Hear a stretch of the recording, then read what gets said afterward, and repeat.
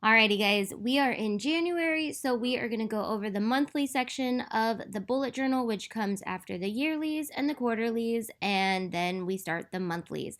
And I put these back to back just so that I can have a quick reference of where I am. I also like to look at my year chronologically when I'm all done with it so that I can kind of look back and process through things easier so that it's all in one spot.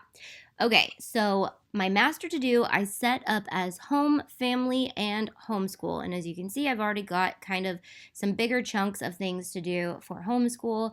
And I generally make these more broad statements rather than like step by step so that I can just kind of look it over and get an idea of what I need to do.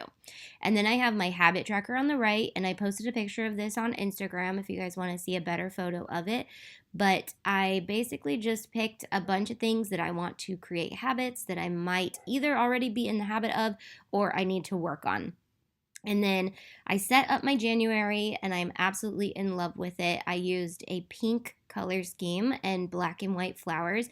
This is a mix of a lot of different brands. I've got some Happy Planner in here, some washi tape, and I believe some Heidi Swap and a few other different things. I love using washi tape to highlight when I'm going to be out of town or there's a lot like a few days of something going on.